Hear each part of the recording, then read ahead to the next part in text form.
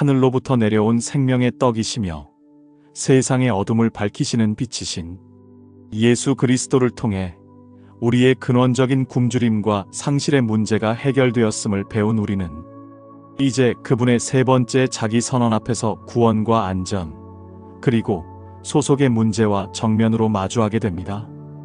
예수님께서는 이제 논쟁적이고 신학적인 언어에서 벗어나 듣는 모든 이에게 너무나도 친숙하고 목가적인 목자와 양의 이미지로 우리를 초대하십니다. 요한복음 10장에서 펼쳐지는 이 위대한 목자 비유는 단순히 아름다운 서정시가 아니라 당시 종교 지도자들의 영적인 파산을 고발하고 참된 구원의 길이 오직 어디에 있는지를 드러내는 가장 부드러우면서도 동시에 가장 날카로운 말씀입니다. 이 말씀이 선포된 배경은 바로 앞선 9장에서 날 때부터 맹인이었던 사람을 예수님께서 고쳐주셨으나 종교 지도자들은 안식일에 일했다는 이유로 예수님을 정죄하고 오히려 기적을 경험한 그 사람을 출교시켜버린 직후였습니다. 스스로 이스라엘의 목자라고 자처했던 그들이 길 잃은 양을 찾기는커녕 오히려 우리 안으로 들어오려는 양을 예수님께서는 참된 목자와 거짓 목자, 즉 사꾼과 절도와 강도를 구별하는 기준을 제시하시며 궁극적으로 당신 자신이 바로 그 모든 것을 가르는 유일한 기준점, 즉 나는 양의 문이다라고 선포하십니다. 이 선언은 오늘날 수많은 구원의 길이 있다고 말하는 다원주의적인 세상 속에서 우리에게 참된 안전과 생명으로 들어가는 유일한 입구가 어디인지를 다시 한번 돌아보게 만드는 가장 근본적이고도 도전적인 진리의 말씀입니다. 예수님의 비유는 하나의 평온한 목장의 풍경으로 시작됩니다. 내가 진실로 진실로 너희에게 이르노니 문을 통하여 양의 우리에 들어가지 아니하고 다른 데로 넘어가는 자는 절도요 강도요. 이 비유를 이해하기 위해 우리는 먼저 당시 팔레스타인 지역의 양 우리의 구조를 머릿속에 그려보아야 합니다. 마을에 있는 공동 양 우리는 보통 돌로 담을 쌓아 올린 구조로 되어 있었고 그곳에는 단 하나의 입구, 즉 문이 있었습니다. 밤이 되면 여러 목자들이 자신의 양떼를 이 우리 안에 넣어두고 문지기가 그 입구를 지켰습니다. 아침이 되면 목자들은 이 문을 통해 우리 안으로 들어가 자신의 양들을 불러냈습니다. 따라서 양의 우리로 들어가는 유일하고도 합법적인 통로는 바로 문이었습니다. 예수님께서는 이 상식적인 그림을 통해 영적인 진리를 말씀하십니다. 문을 통해 들어가지 않고 담을 넘어가는 자는 그 의도가 무엇이든 간에 절도요 강도라는 것입니다. 그들의 목적은 양을 훔치고 죽이고 멸망시키려는 것뿐입니다. 여기서 담을 넘어가는 자들은 1차적으로 자신들이 율법과 전통의 전문가라고 주장하며 이스라엘을 다스렸지만 정작 하나님께서 보내신 메시아이신 예수님을 거부했던 당시의 종교 지도자들을 가리킵니다.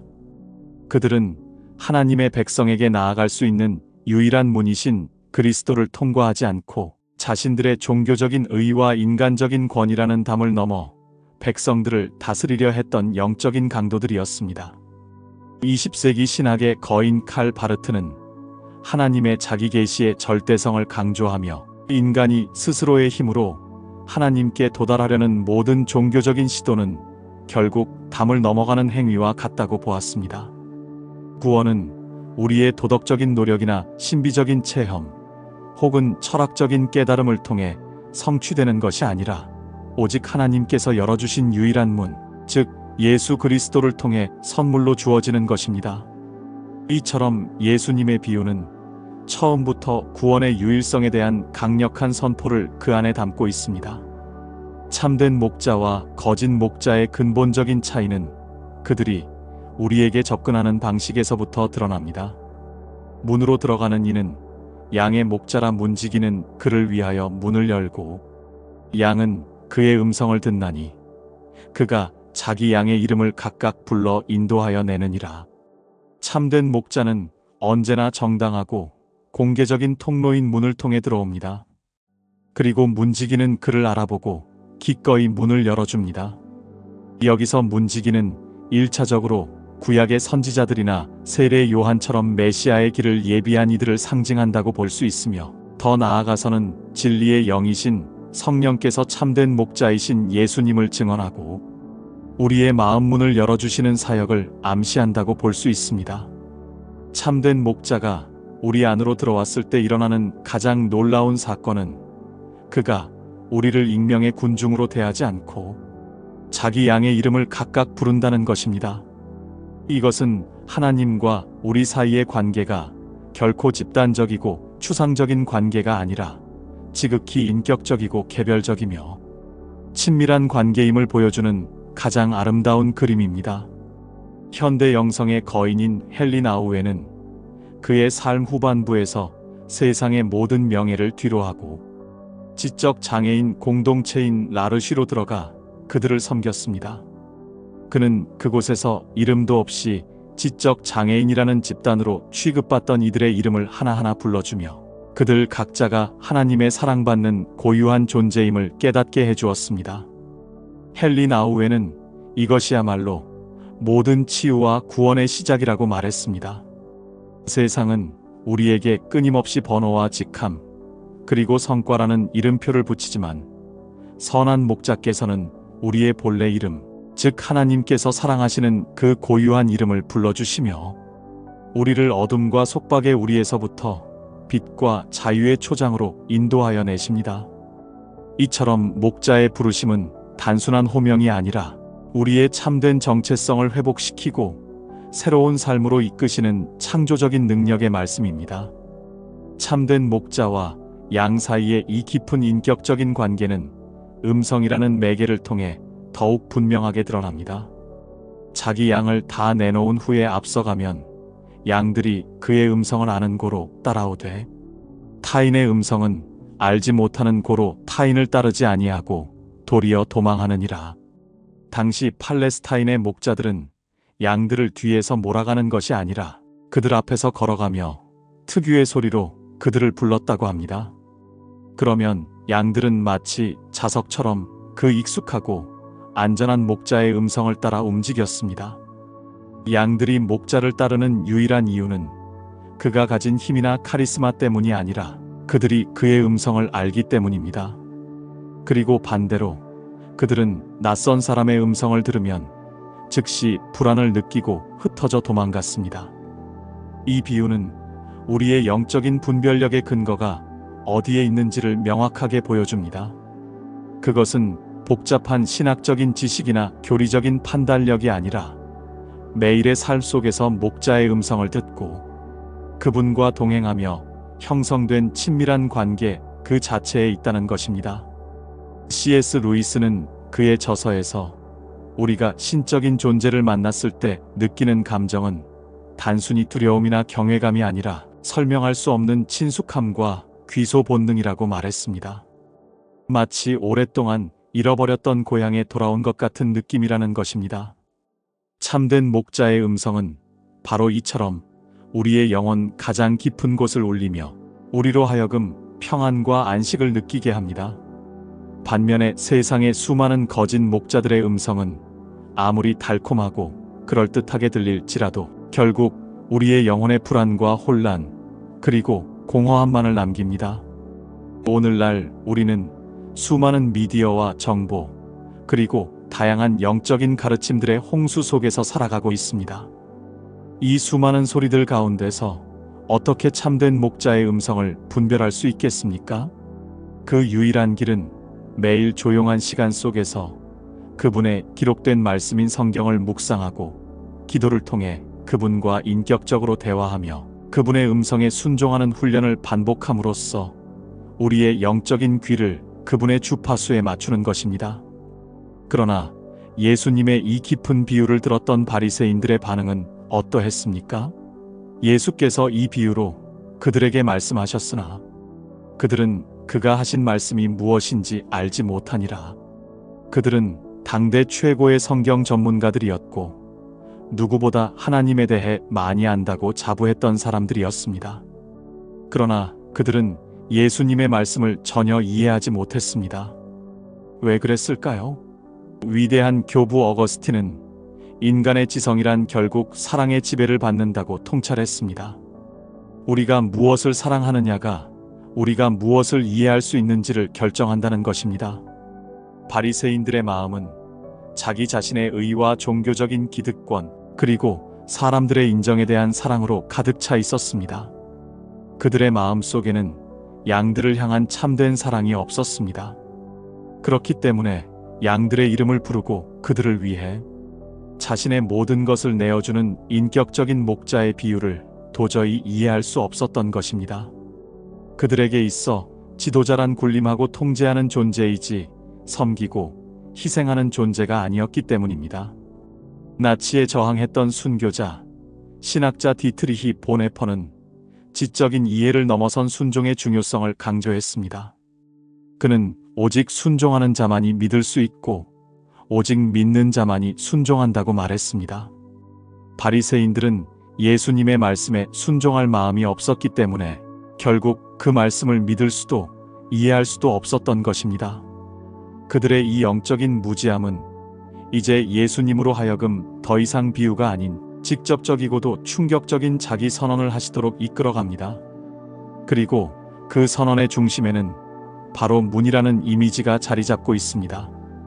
참된 목자와 양의 친밀한 관계에 대한 비유를 듣고도 그 영적인 의미를 전혀 깨닫지 못하는 종교 지도자들의 완고함 앞에서 예수님께서는 이제 더 이상 비유의 언어에 머무르지 않으시고 당신의 신적인 정체성을 직접적이고도 명백한 언어로 선포하십니다.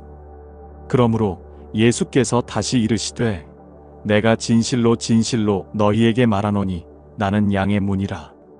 이것은 요한복음 10장 전체를 관통하는 가장 핵심적인 자기 계시이며 구원의 본질이 무엇인지를 한 문장으로 응축한 위대한 선언입니다. 예수님께서는 자신이 단순히 문을 가리키는 자나 문으로 인도하는 자가 아니라 당신 자신이 바로 문 그 자체라고 말씀하십니다. 이 선언은 본질적으로 두 가지 중요한 진리를 담고 있습니다. 첫째는 배타성입니다. 문이 단 하나뿐이듯이 하나님 아버지께로 나아가고 영원한 생명에 우리 안으로 들어갈 수 있는 유일한 통로는 오직 예수 그리스도 한 분뿐이라는 것입니다. 이 진리는 모든 길은 결국 하나로 통한다고 말하는 현대 다원주의 사회의 가치관과 정면으로 충돌합니다. 그러나 C.S. 루이스가 그의 저서에서 역설했듯이 기독교의 이러한 배타성은 다른 종교에 대한 오만함이나 편협함에서 비롯된 것이 아니라 죄와 죽음이라는 인류의 근원적인 문제를 해결할 수 있는 유일한 해답이 오직 십자가에서 죽으시고 부활하신 예수 그리스도의 역사적인 사건 안에만 있다는 복음의 본질적인 속성에서 비롯된 필연적인 고백입니다. 둘째로 이 선언은 동시에 보편성을 담고 있습니다. 문은 누구에게나 열려 있습니다. 인종이나 성별, 사회적 지위나 도덕적인 수준과 상관없이 누구든지 이 문을 통해 들어오고자 하는 자는 아무도 거절당하지 않는다는 것입니다. 헨리 나우에는 그의 삶 후반부에서 세상의 모든 명예를 뒤로하고 지적 장애인 공동체인 라르쉬로 들어가 그들을 섬겼습니다. 그는 그곳에서 세상의 기준으로 볼 때 아무런 자격이 없어 보이는 이들이야말로 자신의 연약함을 인정하고 오직 문이신 그리스도를 통해 나아가는 가장 순수한 믿음의 사람들이 될 수 있음을 발견했습니다. 문은 우리의 자격이 아닌 오직 그리스도의 은혜를 통해 열리는 것입니다. 예수님께서는 당신이 유일한 문이심을 선포하신 후에 그 문을 통과하지 않고 다른 길로 들어오려 했던 모든 거짓 지도자들의 정체와 목적을 다시 한번 명확히 하십니다. 나보다 먼저 온 자는 다 절도요 강도니 양들이 듣지 아니하였느니라. 여기서 나보다 먼저 온 자란 시간적으로 예수님보다 앞서 왔던 구약의 선지자들을 의미하는 것이 결코 아닙니다. 그들은 오히려 그리스도라는 문을 가리켰던 충실한 문지기들이었습니다. 여기서 이들은 예수님을 대신하여 스스로 메시아요, 구원자라고 주장했던 모든 거짓된 종교적, 정치적 지도자들을 의미합니다. 그들은 양들을 위하는 척했지만 그들의 궁극적인 목적은 자신의 왕국을 건설하고 양들을 착취하는 것이었습니다. 그리고 그들의 비극적인 결말은 양들이 듣지 아니하였다는 말씀 속에 담겨 있습니다. 참된 양들은 그들의 음성에서 사랑과 진실함이 아닌 탐욕과 거짓의 냄새를 맡고 본능적으로 그들을 따르지 않았다는 것입니다. 이어서 예수님께서는 당신이 문으로서 하시는 일과 강도들이 하는 일을 극명하게 대조하십니다. 내가 문이니 누구든지 나로 말미암아 들어가면 구원을 받고 도둑이 오는 것은 도둑질하고 죽이고 멸망시키려는 것뿐이요. 내가 온 것은 양으로 생명을 얻게 하고 더 풍성히 얻게 하려는 것이라. 이것은 복음의 핵심을 이보다 더 선명하게 요약할 수 없는 위대한 선언입니다. 거짓 목자들의 최종 목적이 도둑질하고 죽이고 멸망시키는 것이라면 참된 목자이신 예수님께서 문을 통해 우리에게 주시고자 하는 것은 바로 생명, 그것도 그냥 생명이 아니라 더 풍성한 생명입니다. 20세기 신학의 거인 칼 바르트는 인간의 모든 종교적인 노력이 결국 자기 자신을 구원하려는 시도이며 이는 하나님의 주권을 침해하는 영적인 도둑질과 같다고 보았습니다. 오직 위로부터 주어지는 하나님의 은혜, 즉 문이신 그리스도를 통해서만 참된 생명이 가능하다는 것입니다. 여기서 말하는 풍성한 생명은 단순히 물질적인 부나 건강 혹은 긴 수명을 의미하는 것이 아닙니다. 그것은 헬라어로 조에라고 불리는 하나님의 신적인 생명 그 자체를 의미하며 이 땅에서부터 시작되어 영원까지 이어지는 질적으로 전혀 다른 차원의 삶을 의미합니다. C.S. 루이스가 그의 여러 저서에서 조이라는 단어를 통해 설명하고자 했던 것이 바로 이 풍성한 생명의 한 단면일 것입니다. 그것은 세상의 어떤 쾌락이나 성공으로도 결코 채워질 수 없는 하나님과의 친밀한 교제 안에서만 발견되는 깊고도 영원한 만족과 기쁨입니다. 그렇다면 문이신 예수님을 통해 구원을 받고 풍성한 생명을 누리는 삶은 구체적으로 어떤 모습으로 나타나는 것일까요? 예수님께서는 이어서 놀라운 약속을 주십니다. 나로 말미암아 들어가면 구원을 받고 또는 들어가며 나오며 꼴을 얻으리라. 이 구절은 문을 통과한 양들이 누리게 될 세 가지 중요한 축복, 즉 구원과 자유, 그리고 풍요를 보여줍니다. 첫째는 구원을 받고입니다. 문이신 예수 그리스도를 통과하는 순간 우리는 더 이상 우리 밖에서 으르렁거리는 늑대와 같은 죄와 죽음의 권세로부터 안전하게 보호받게 됩니다. 이것이 바로 칭의의 은혜이며 구원의 확신입니다. 둘째는 들어가며 나오며입니다. 이것은 문을 통과한 양들이 우리 안에 갇혀 사는 존재가 아니라 놀라운 자유를 누리는 존재임을 보여줍니다. 들어간다는 것은 양의 우리, 즉 교회, 공동체 안으로 들어와 하나님과의 친밀한 교제와 성도들과의 안전한 사귐 속에서 안식과 회복을 누리는 것을 의미합니다. 반면에 나온다는 것은 다시 세상 속으로 나아가 빛과 소금으로서의 사명을 감당하며 살아가는 것을 의미합니다. 참된 신앙은 세상과 담을 쌓는 폐쇄적인 삶이 아니라 교회 안에서 받은 은혜와 힘을 가지고 다시 세상 속으로 나아가 그곳을 변화시키는 역동적인 삶입니다. 나치에 저항했던 신학자 디트리히 본헤퍼는 그리스도인의 삶을 세상을 위한 존재로 정의했습니다. 우리는 우리 자신만을 위한 안전지대에 머무는 것이 아니라 상처 입은 세상을 섬기기 위해 부름받았다는 것입니다.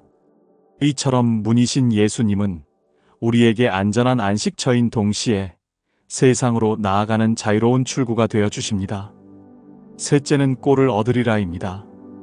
안전과 자유를 누리는 양들은 영적인 굶주림에 시달리지 않습니다. 선한 목자께서는 그들을 푸른 초장과 쉴만한 물가로 인도하여 그들의 영혼에 필요한 모든 영양분을 공급해 주십니다. 여기서 꼴이란 하나님의 말씀과 성령의 임재, 그리고 예배와 성찬을 통해 우리가 공급받는 모든 영적인 양식을 의미합니다.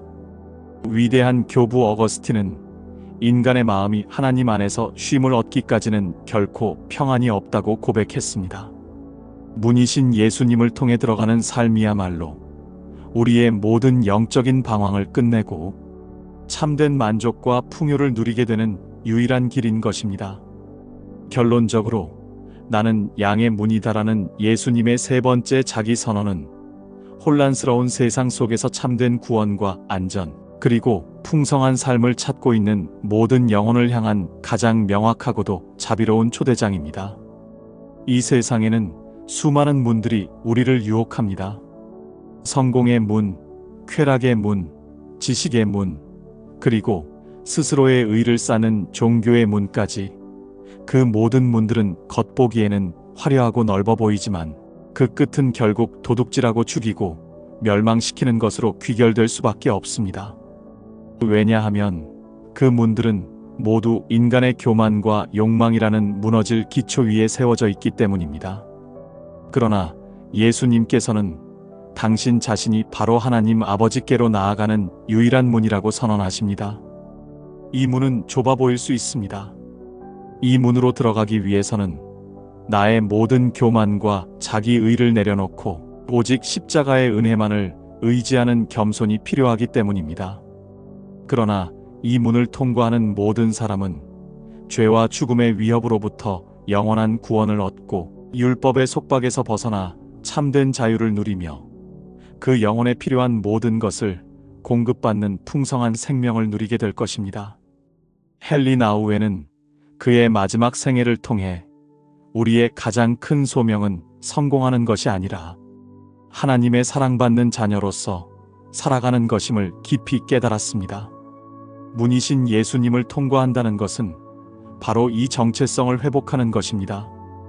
더 이상 세상의 평가에 흔들리지 않고 오직 나를 위해 자신의 모든 것을 내어주신 목자의 사랑 안에서 참된 안전과 소속감을 발견하는 것입니다. 오늘 이 시간 수많은 거짓된 문들 앞에서 방황하고 있는 우리의 영혼이 유일한 생명의 문이신 예수 그리스도를 향해 온전히 돌아서는 은혜가 있기를 소망합니다.